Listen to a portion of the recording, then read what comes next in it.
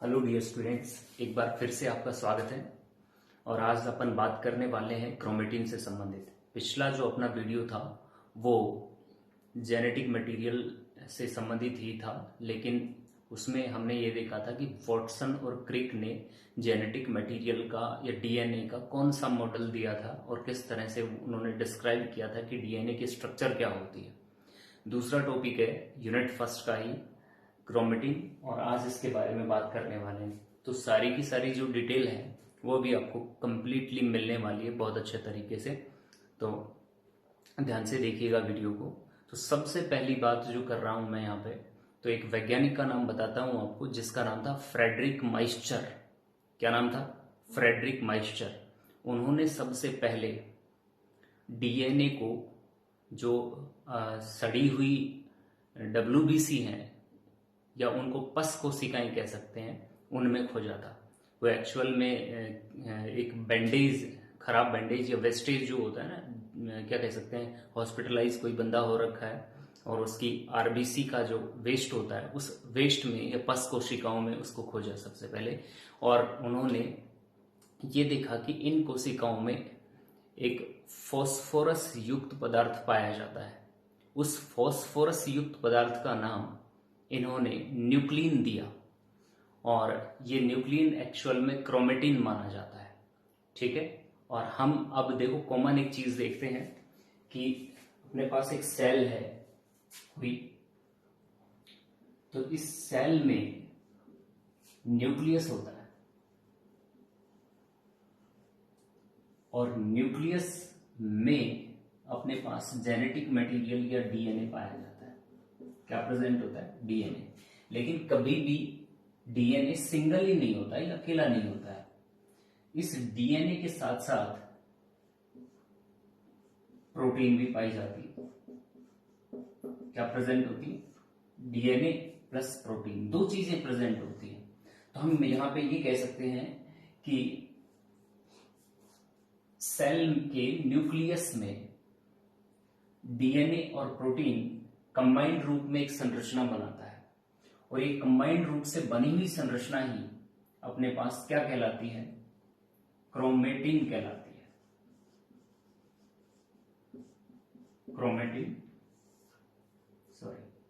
Chromatin कहलाती है।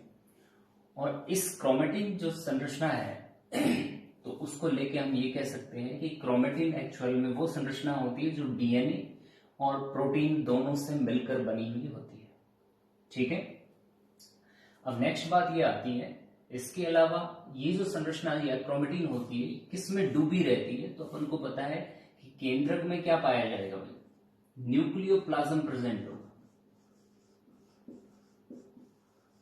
क्या प्रेजेंट होगा? न्यूक्लियोप्लाज्म प्रेजेंट होगा। तो मतलब ये न्यूक्लियोप्लाज्म में डूबी हुई संरचना रहती है। तो सबसे पहले फ्रेडरिक माइस्चर ने हमें ये बताया कि भाई एक्चुअल में डीएनए कहां पर प्रेजेंट होता है। तो डीएनए के खोजकर्ता हो गए वो आपके लिए। तो आपसे पूछा जाए कि भाई डीएनए को सबसे पहले किसने ऑब्जर्व किया या सबसे पहले किसने खोजा, तो आप नाम देंगे फ्रेडरिक माइस्चर का। और उसके बाद उन्होंने न्यूक्लिन नाम दिया। और हम ये कह सकते हैं कि किसी भी न्यूक्लियस में जेनेटिक मटेरियल जो होता है वो क्रोमेटिन के फॉर्म में ही पाया जाता है।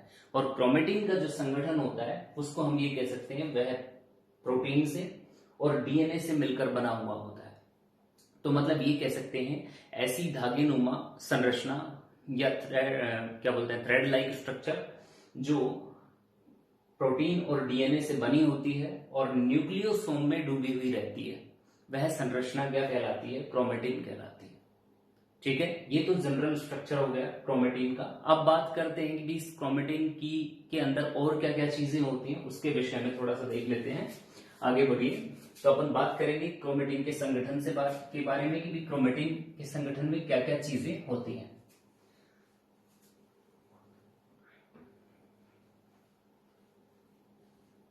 अब देखिए, ये है अपने पास क्रोमेटिन,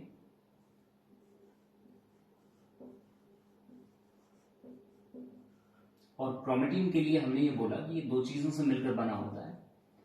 एक तो होता है अपने पास डीएनए और एक होता है प्रोटीन। प्रोटीन। डीएनए के बारे में तो ज्यादा जानकारी लेने की जरूरत है नहीं हमें, क्यों? बिकॉज ऑफ दैट डीएनए के बारे में अपन स्टडी कर चुके हैं कि वॉटसन और क्रिक ने डीएनए के बारे में जो जो चीजें बताई वो डीएनए के स्ट्रक्चर वो शो करता है कि डीएनए किस तरह का होता है, ठीक है। तो वहां से डीएनए कंप्लीट हो जाता है। लेकिन प्रोटीन कौन कौन सी पाई जाती है? तो यहाँ पे दो प्रकार की प्रोटीन पाई जा सकती है। और दो प्रकार की प्रोटीन कौन कौन सी हो सकती है? पहले प्रकार की प्रोटीन जो है वो हिस्टोन प्रोटीन होती है। कौन सी प्रोटीन होती है? हिस्टोन प्रोटीन होती है। ये फर्स्ट प्रकार की प्रोटीन हो गई। और दूसरी होती है नॉन हिस्टोन प्रोटीन।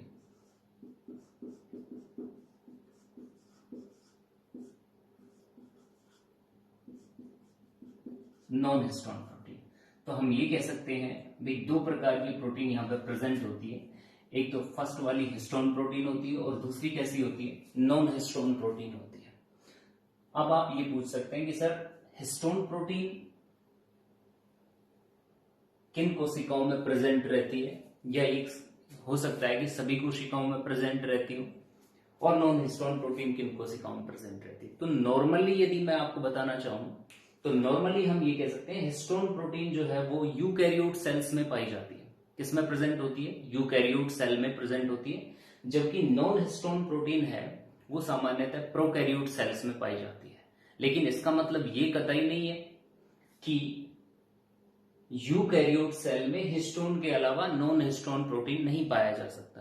तो यहां पे हम ये कह सकते हैं कि यूकैरियोट सेल्स में या एडवांस सेल्स के अंदर तो हिस्टोन और नॉन हिस्टोन दोनों प्रकार के प्रोटीन होते हैं, जबकि प्रोकैरियोट सेल्स में या प्रोटोजोअन्स के बारे में यदि बात करें, खासतौर से बैक्टीरिया के बारे में बात करें, तो उनमें केवल नॉन हिस्टोन प्रोटीन प्रेजेंट रहता है। ये आपको ध्यान रखना है, ठीक है। अच्छा, अब नेक्स्ट इंपॉर्टेंट चीज और सुन लीजिए। यदि आपको डीएनए की प्रॉपर्टीज पता है तो आपको कुछ चीजें यहां से अपने आप नॉलेज में आ जाएंगी। ध्यान दीजिए, हमने बात की थी कि भी जो डीएनए होता है उस पर नेगेटिव चार्ज पाया जाता है। कैसा चार्ज होता है? नेगेटिव चार्ज होता है। और पीएच के हिसाब से इसकी जो नेचर होती है एसिडिक होती है। कैसी नेचर होती है? एसिडिक नेचर होती है, अम्लीय होता है। और एक बात और की थी हमने, ये वाटर सोल्यूबल होता है या जल में घुलनशील होता है, ठीक है। अब इसी नेचर को ध्यान में रखते हुए हम इसके बारे में बात कर लेते हैं।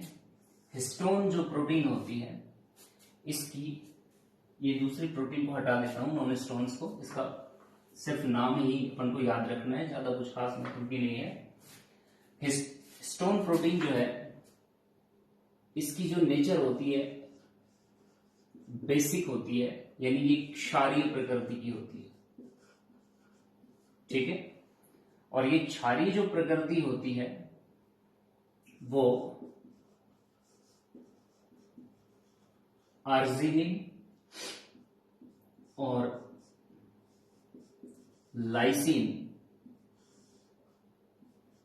अमाइनो एसिड्स के कारण होती है, अमीनो अम्लों के कारण होती है, ठीक है। तो मतलब ये कह सकते हैं हिस्टोन प्रोटीन में ऑर्जिनिन और लाइसिन की मात्रा अधिक होती है। इस कारण से इसकी कैसी नेचर होती है? बेसिक नेचर होती है। और इन्हीं के कारण से इसके ऊपर पॉजिटिव चार्ज पाया जाता है। कैसा चार्ज होता है? Positive charge. तो दो बातें आपको ध्यान रखनी है, बेसिक नेचर की होती है और पॉजिटिव चार्ज पाया जाता है। यहां पे ध्यान दो, ये एसिडिक नेचर का होता है डीएनए और इस पर नेगेटिव चार्ज पाया जाता है। यही कारण है कि दोनों चीजें जब आपस में जुड़ती हैं, डीएनए और प्रोटीन्स, तो कुल जो डीएनए का आवेश होता है वो उदासीन हो जाता है और उसकी प्रकृति भी कैसी हो जाती है? उदासीन प्रकृति हो जाती है। ना तो वो अम्ल रहता है ना क्षार रहता है। अदरवाइज हम ये कह सकते हैं डीएनए जब अकेला रहता है, सिंगल ही रहता है, तो उसकी एसिडिक नेचर होती है, ठीक है। लेकिन सेल में प्रेजेंट होता है तो प्रोटीन के साथ क्रोमेटिन फॉर्म में रहता है, और क्रोमेटिन फॉर्म जो होता है वो कैसा होता है? उदासीन नेचर का होता है या न्यूट्रल नेचर का होता है, ठीक है। तो ये एक व्यवस्था आपको समझ आ जानी चाहिए प्रॉपर तरीके से कि क्या क्या चीजें होती हैं इसमें। अब नेक्स्ट इंपॉर्टेंट चीज ये आती है कि भी जो हिस्टोन प्रोटीन होती है वो कितने प्रकार की होती है, और हिस्टोन प्रोटीन के जो मॉलिक्यूल्स होते हैं वो कितनी संख्या में पाए जाते हैं, वो थोड़ा आपको फोकस करना है। ध्यान दीजिए, थोड़ा सा आगे बढ़ते हैं। इसका स्क्रीनशॉट आप ले सकते हैं लेना चाहें तो।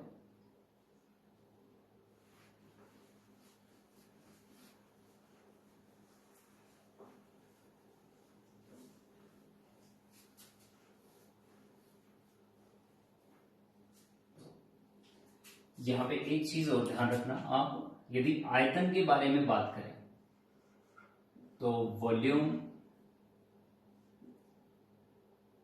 Of DNA, volume of DNA equal volume of histone. दोनों का वॉल्यूम क्या रहता है, एक दूसरे के इक्वल रहता है। ये ध्यान रखने वाली बात है। यही कारण है कि इसकी जो नेचर होती है वो हमेशा कैसी रहती है, उदासीन प्रकृति की रहती है। ठीक है, अब बात करते हैं हिस्टोन की। तो यहां पे जब हिस्टोन प्रोटीन की बात की जाती है तो क्रोमेटिन में 5 प्रकार के हिस्टोन प्रेजेंट होते हैं, और 5 प्रकार के हिस्टोन में सबसे पहला हिस्टोन होता है H1 हिस्टोन, दूसरा होता है H2A, तीसरा होता है H2B, चौथा होता है H3 और पांचवा होता है H4। ये तो गए हिस्टोन के टाइप। अब इनको दो भागों में डिवाइडेड कर दो। ये चारों H2A, H2B, H3 और H4 कोर हिस्टोन कहलाते हैं। क्या कहलाते हैं, कोर हिस्टोन कहलाते हैं। और ये H1 जो होता है इसे हम लिंकर हिस्टोन कहते हैं। कौन सा हिस्टोन कहते हैं, लिंकर हिस्टोन कहते हैं। तो हम ये कह सकते हैं हिस्टोन प्रोटीन जो है वो क्रोमेटिन में 2 प्रकार की प्रेजेंट है। एक तो अपने पास लिंकर हिस्टोन है, एक दूसरी कोर हिस्टोन है। H1 हिस्टोन जो है वो लिंकर हिस्टोन कहलाती है, बाकी सारी की सारी जो हिस्टोन होती हैं वो कोर हिस्टोन कहलाती हैं। एक्चुअल में इनको कोर हिस्टोन क्यों कहते हैं, इसको लिंकर हिस्टोन क्यों कहते हैं, जब हम क्रोमेटिन की संरचना का अध्ययन करेंगे तो उस संरचना के अध्ययन में हमें ये बात पता चलेगी कि भाई एक्चुअल में ये जो काम करती हैं जिस तरह का, उस हिसाब से इनका नामांकन किया गया है, नोमेनक्लेचर किया गया है। तो यहां पे मैं ये कहना चाहता हूं आपको H2A, H2B, H3 और H4 इन चारों प्रकार के हिस्टोन के 2-2 मॉलिक्यूल, कितने कितने, 2-2 मॉलिक्यूल मिलके हिस्टोन अष्टक बनाने का काम करते हैं सॉरी, हिस्टोन अष्टक बनाने का काम करते हैं। यहां पे देखो मैंने मेंशन भी किया है, हिस्टोन अष्टक बनाने का काम करते हैं। ये एक्चुअल में ये 3 गोले जो अपन को दिखाई दे रहे हैं ब्लैक कलर में, ये तीनों अपने आप में एक हिस्टोन अष्टक हैं। इसका क्या मतलब है, इसमें H1 के 2 मॉलिक्यूल होते हैं, H1 के नहीं, H2A के 2 मॉलिक्यूल होते हैं, H2B के 2 मॉलिक्यूल होते हैं, H3 के और H4 के 2-2 मॉलिक्यूल होते हैं। इस प्रकार से कुल 8 मॉलिक्यूल होते हैं, और 8 मॉलिक्यूल मिलकर एक कोर स्ट्रक्चर बनाते हैं जो सबसे बीच में पाई जाती है। ठीक है, तो प्रोटीन स्ट्रक्चर के रूप में ये काम करते हैं। चलिए, अच्छा, लिंकर डीएनए की खासियत ये होती है कि लिंकर हिस्टोन की खासियत ये होती है कि भी एक हिस्टोन अष्टक से दूसरे हिस्टोन अष्टक को ऐड करने वाला जो डीएनए होता है उस डीएनए को आपस में जोड़ने का काम करते हैं, या ये कह सकते हैं कि भी डीएनए की बाइंडिंग करने के लिए ये काम आती है। तो ये जो डीएनए होता है ये लिंकर डीएनए कहलाता है, अतः ऐड करने का काम करती है, इसीलिए इसको क्या कहते हैं, लिंकर हिस्टोन के नाम से जानते हैं। ठीक है, तो 2 प्रकार के हिस्टोन अपने पास हो गए, लिंकर हिस्टोन और कोर हिस्टोन।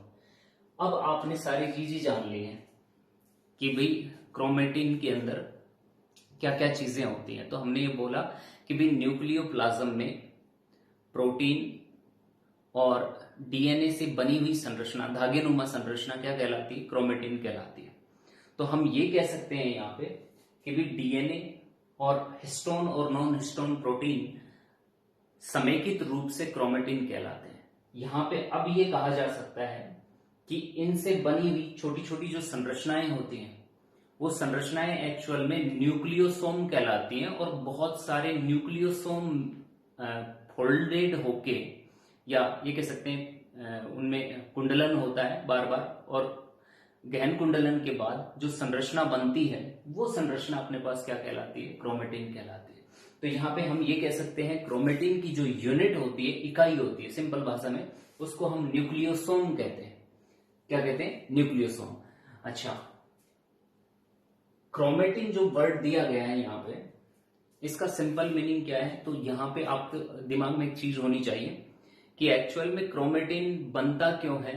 तो वह डीएनए को कम से कम जगह में रखने के लिए या डीएनए की पैकेजिंग के लिए बनी हुई संरचना होती है, ताकि कोशिका में पूरी तरह फैला हुआ नहीं रहे डीएनए और एकदम नजदीक नजदीक पाया जाए, इकट्ठा रह जाए डीएनए। तो ये क्रोमेटिन उस तरह की संरचना होती है। और मैंने बोला क्रोमेटिन की जो यूनिट होती है, इकाई होती है, वो न्यूक्लियोसोम कहलाती है। तो अब बात करते हैं, हमने स्ट्रक्चर देखी पहले इसकी, अब बात करते हैं एक्चुअल में न्यूक्लियोसोम क्या चीज होती है, उसके बारे में विचार करते हैं। देखिए, फिर क्रोमेटिन की संरचना क्लियरली आपको डिफाइन हो जाएगी।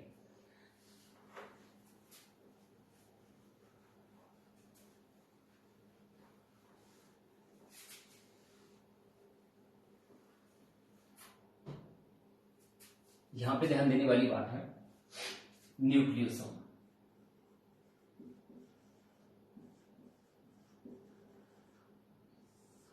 अब न्यूक्लियोसोम में जो कंपोनेंट्स होते हैं उनको लिख देता हूं।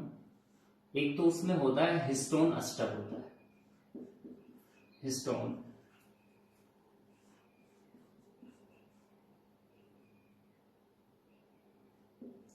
ऑक्टेंट होता है, हिस्टोन अष्टक होता है। ठीक है, इस हिस्टोन अष्टक में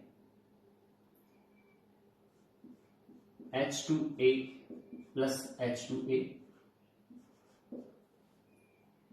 H2B plus H2B, S3 plus S3, H4 plus H4, इस तरह से कुल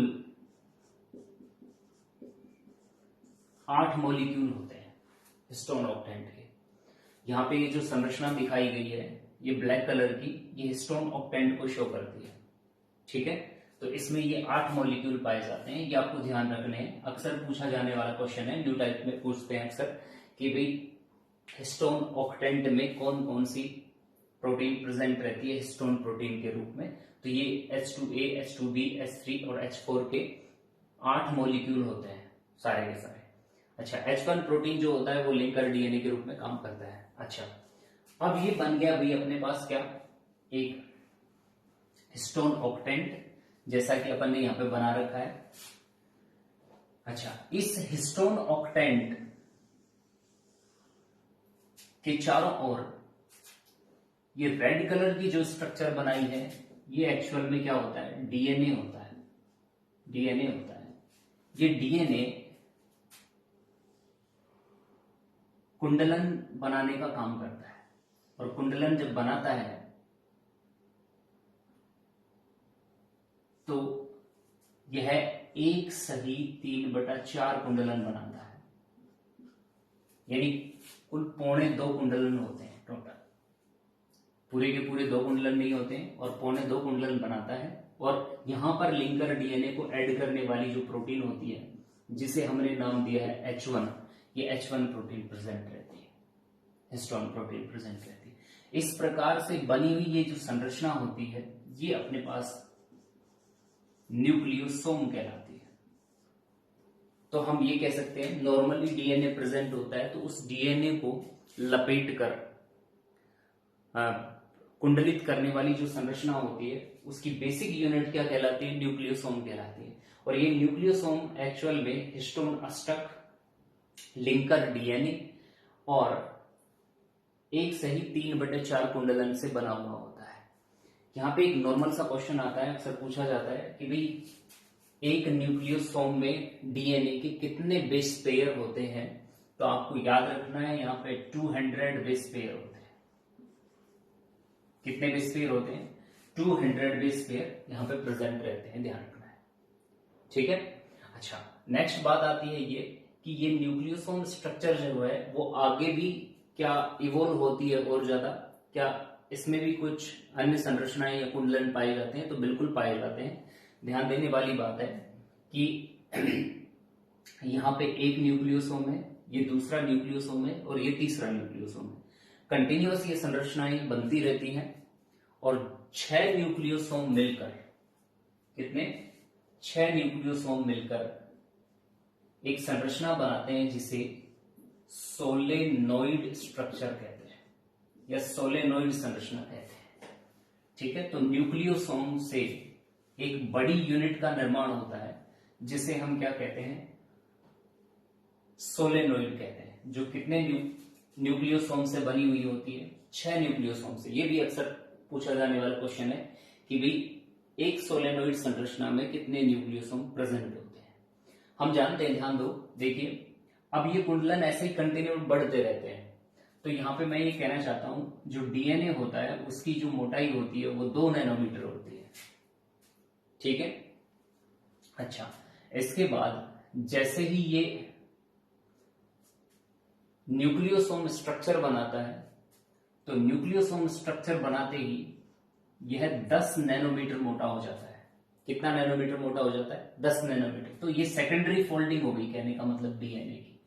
और फिर इसके बाद बहुत सारे न्यूक्लियोसोम मिलकर 6-6 के ग्रुप में सोलेनोइड स्ट्रक्चर बनाते हैं जिसकी मोटाई 30 नैनोमीटर होती है। कितनी नैनोमीटर होती है? 30 नैनोमीटर होती है। ठीक है। इसके बाद ये 30 नैनोमीटर की संरचना वापस से कुंडलित होती है और ये संरचना 300 नैनोमीटर स्ट्रक्चर में बदल जाती है, मोटाई में बदल जाती है। उसके बाद 700 नैनोमीटर में बदल जाती है और 700 नैनोमीटर जो है वो अंत में क्रोमोसोम में बदल जाता है, जो 1400 नैनोमीटर मोटे होते हैं। ठीक है।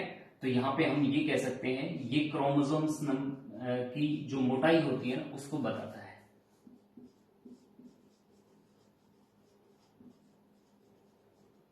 ठीक है। तो कंटिन्यूअस फोल्डिंग होती रहती है। तो शुरुआत में यहां पे डीएनए होता है, डीएनए से क्या बनता है?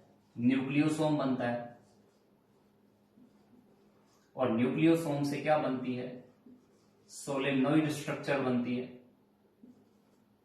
और फिर इसके बाद कुंडलन और होता है और मोटा रेसा बनता जाता है और अंततः क्या बन जाता है? ये क्रोमोसोम के रूप में कंडेंस हो जाता है। तो आपसे पूछा जाए कि भी डीएनए की मोटाई कितनी होती है, तो एक क्वेश्चन तो यहां से क्लियर हो गया आपका कि 2 नैनोमीटर होती है और यहां पे क्रोमोसोम जो है उसकी मोटाई का पता चल गया आपको कि कितनी होती है? 1400 नैनोमीटर के आसपास होती है। तो ये क्रोमोसोम के डेवलपमेंट से संबंधित बात हो गई। तो यहां पे नॉर्मली हम ये कह सकते हैं कि डीएनए से न्यूक्लियोसोम जैसे ही बना, तो ये न्यूक्लियोसोम युक्त कंडेंस्ड संरचना होती है, यही अपने पास क्या रहता है? अभी क्रोमेटिन रहता है। ठीक है। तो ये क्रोमेटिन की बेसिक स्ट्रक्चर के बारे में अपन ने बात की है। ठीक है। अभी बहुत इंपॉर्टेंट पहलू और बचा हुआ है एक, जिसके बारे में आपको विचार करना है। देखिए, हम जानते हैं जो जेनेटिक मटेरियल होता है या डीएनए होता है वो कहां पे प्रेजेंट होता है? वो न्यूक्लियस में प्रेजेंट होता है और न्यूक्लियस से वो कभी भी बाहर नहीं आता है। इन केस जब सेल डिवीजन होता है तो सेल डिवीजन के दौरान जब केंद्रक झिल्ली गायब हो जाती है तो उस दौरान ये कोशिका द्रव्य के संपर्क में आता है, अदरवाइज केंद्रक के अंदर ही रहता है। ठीक है। और जब फ्रेडरिक माइस्चर ने इसको खोज दिया, इलेक्ट्रॉन माइक्रोस्कोप की जब खोज हो चुकी थी, तो एक साइंटिस्ट हुए जिन्हें कहा जाता है एमिल इट्स। वैज्ञानिक का नाम आपको ध्यान रखना है, क्या कहा जाता है, एमिल हिट्ज। एमिल हिट्ज ने कोशिका विभाजन में पार्टिसिपेट करने वाली कोशिका को लेकर उसके ऊपर एसिटोकार्माइन डाला। क्या डाला,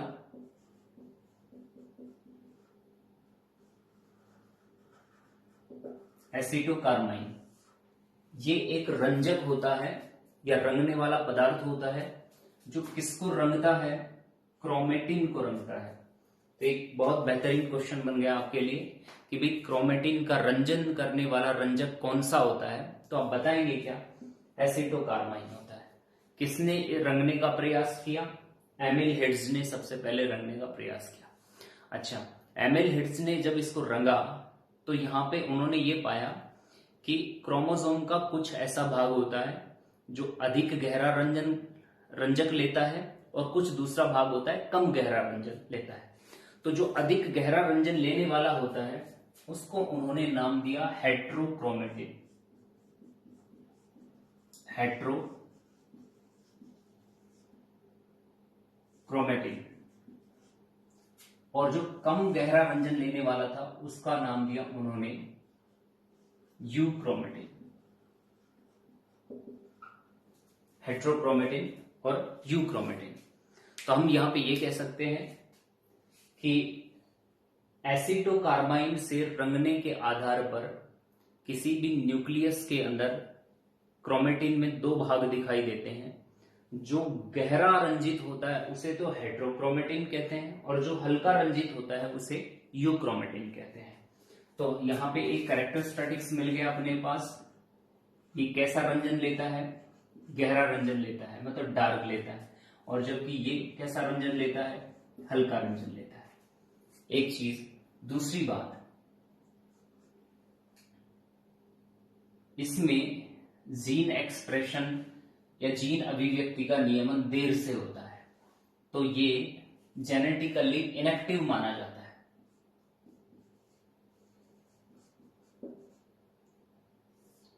कैसा होता है, जेनेटिकली इनएक्टिव, और इसमें तुरंत के तुरंत जीन एक्सप्रेशन होता रहता है। तो ये कह सकते हैं डीएनए सिंथेसिस, आरएनए के द्वारा ट्रांसक्रिप्शन होता है और प्रोटीन बनते रहते हैं। तो ये कैसा होता है, एक्टिव होता है। ठीक है, एक्टिव होता है। इसमें अत्यधिक कुंडलन पाए जाते हैं। ठीक है, और इसमें कम कुंडलन पाए जाते हैं, या ये कह सकते हैं ये लूजली अरेंज्ड होता है, ढीला डाला होता है।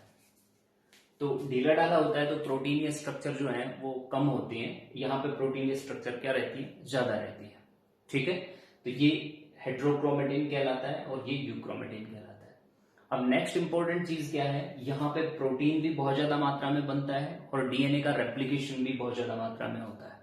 ठीक है, और इसमें ये चीजें कम होती हैं। अब ये इंपॉर्टेंट बात आपको ध्यान रखनी है कि भाई ये कहाँ पे प्रेजेंट होते हैं, हेट्रोक्रोमेटिन और यूक्रोमेटिन। तो देखो नाम से पता चल रहा है कि क्रोमेटिन के फॉर्म में ही ये गहराई पाई जाती है। तो डीएनए और प्रोटीन जहां पे प्रेजेंट होगा उसको अपन क्रोमेटिन कह रहे हैं। तो डीएनए और प्रोटीन को ही रंगने का काम कर रहा है। लेकिन इंटरफेज अवस्था में जब क्रोमोसोम डबलिंग का जो फॉर्मेशन होता रहता है या क्रोमोसोम बनते रहते हैं, तो उन क्रोमोसोम के अंदर, एक ही क्रोमोसोम के अंदर दोनों प्रकार के हेट्रोक्रोमेटिन और यूक्रोमेटिन स्ट्रक्चर पाए जा सकते हैं एक ही गुणसूत्र में। तो इसका मतलब ये है कि एक ही गुणसूत्र में दोनों चीजें अपन को दिखाई दे सकती हैं। ठीक है, तो ऐसे कौन से स्थान है, तो वैसे लोग नहीं है कोई भी स्थान, लेकिन कुछ पार्टिकुलर एरिया अपन ले सकते हैं, जैसे प्राइमरी कंस्ट्रिक्शन और सेकेंडरी कंस्ट्रिक्शन और टीलोमियर वाला रीजन। 3 रीजन ले सकते हैं क्रोमोसोम में। तो एक तो गुणसूत्र बिंदु होता है प्राइमरी कंस्ट्रिक्शन, तो जिसको अपन सेंट्रोमियर कहते हैं। तो सेंट्रोमियर वाली पोजीशन पर हेट्रोक्रोमेटिन पाया जाएगा। दूसरा, सेकेंडरी कंस्ट्रिक्शन जो होता है या न्यूक्लियोलर रीजन होता है, जहां पे केंद्रिका प्रेजेंट होती है या आरएनए सिंथेसिस से संबंधित काम होता है, तो वहां पर भी अपने पास हेट्रोक्रोमेटिन प्रेजेंट होता है। और टीलोमियर यानी क्रोमोसोम के जो किनारे होते हैं उन किनारों पर भी हेट्रोक्रोमेटिन स्ट्रक्चर पाया जाता है। इसके अलावा बीच बीच में क्या हो सकता है, यूक्रोमेटिन प्रेजेंट हो सकता है। ठीक है, तो ये हो गया अपने पास एसिटोकार्माइन से रंजन लेने के हिसाब की बात।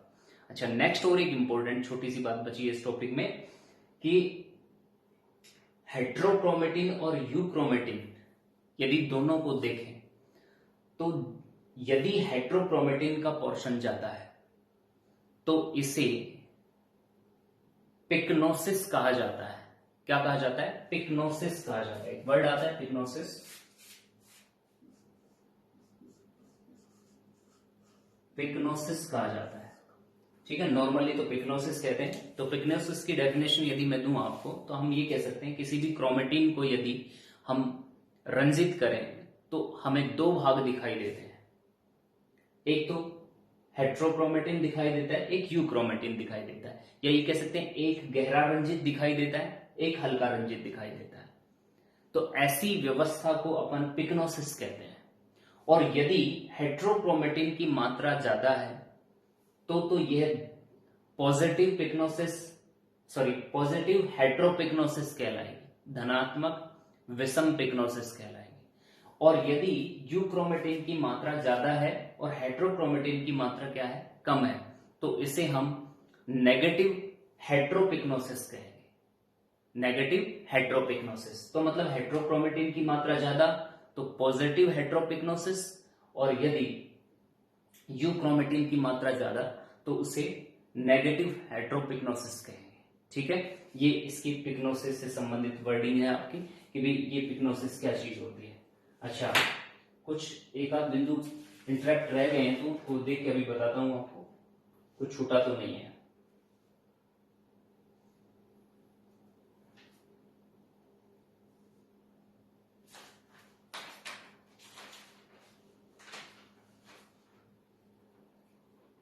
हाँ जी, एक इंपॉर्टेंट बात और आपको ध्यान रखनी है।